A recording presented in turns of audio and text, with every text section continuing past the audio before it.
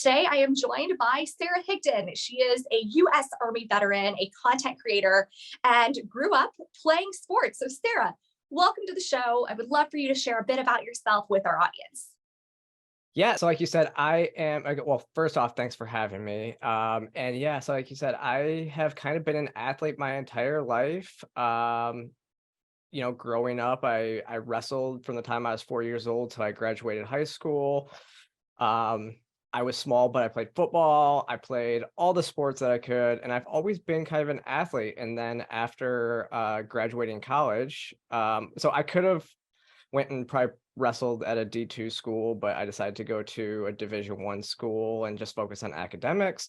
But after that, I joined the U.S. Army, where you have to be physically fit. I mean, I graduated airborne school and air assault school, which are both very highly physical courses. But I guess one of the reasons I guess you're having me on is because I am a trans woman, and I transitioned after later in life. So I transitioned after I got out of the Army.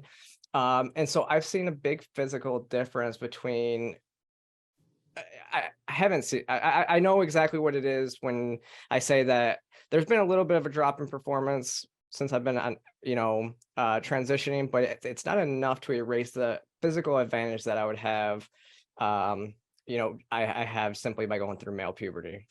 That is a huge deal because you see people who are arguing that trans athletes should be allowed to play sports on a team that matches their gender identity, not their biological sex. And this is especially important in high school because, as you mentioned, there's opportunities to play sports in college that often have significant scholarship dollars attached to them. And plus, even when there's no money involved, I think we want everybody to have a level playing field.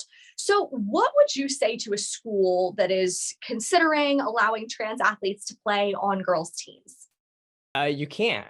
Again, you think about it, once you even start going through male puberty, the advantages come very quickly, and there's no way to actually erase them.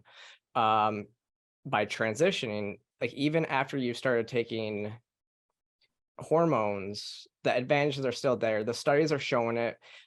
Places like the UK have shown the studies, and all of them say that there is no way that you can actually erase the full advantage. Now, me personally, I've been going to the gym since I got out, since I've been transitioning, and I never taken a spin class in my life. And within a year of being in spin classes, my power numbers are being pushed in the 80th percentile among women. Now, can you imagine somebody who grew up and that was their sole focus for so long to try to get, to perform better and better as a male, and then just 1 year on, estrogen and suppressing testosterone, they're not going to erase the muscle memory that they already had. And so for schools, there's two things we have to look at. It's the biological advantage, and then what Title IX actually was implemented for. It was implemented to give females equal opportunity through scholarship, or for advancement through scholarships and stuff like that. And so if you are going to give scholarships and you're going to allow males to compete in women's sports, it kind of goes in the face of Title IX, because again, it was to give females equal opportunity, and now you're giving those opportunities back to males. That is something that we're hoping that the Biden administration will recognize. They proposed this Title IX rule, which would force schools to treat students in line with their gender identity. And to do that, they're trying to redefine sex in the law and say, well, it really includes gender identity. Do you think that's true?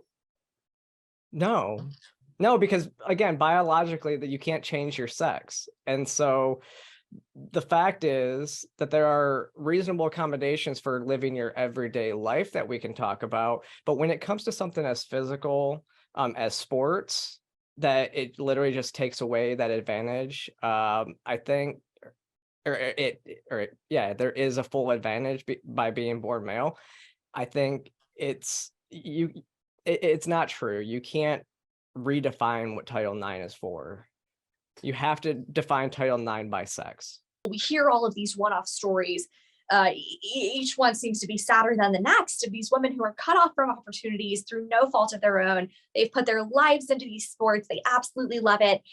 And because someone else has an unfair biological advantage, they lose out. And on the macro level, when we look at the whole country and the millions of kids who are involved in youth sports, 10 years down the road, if this Title IX rule becomes codified into law, what do the ramifications look like of allowing biological boys to compete against girls?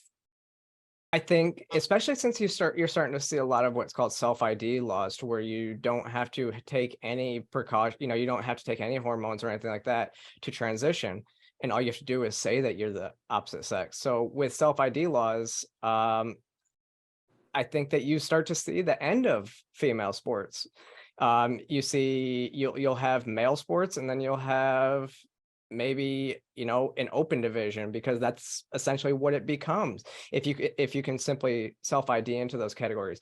But even children, I mean, when you're talking, again, I'm against medicalization of kids, and so if you're not taking any type of suppressants, then there's no reason why you should be competing in the girls categories. I mean, we know that the US World women's soccer team lost to a U15 boys team, and those are just examples of how quickly this advantage is gained once you start puberty. Grateful for your advocacy and your voice and your time today. Thank you again. Yeah, thank you.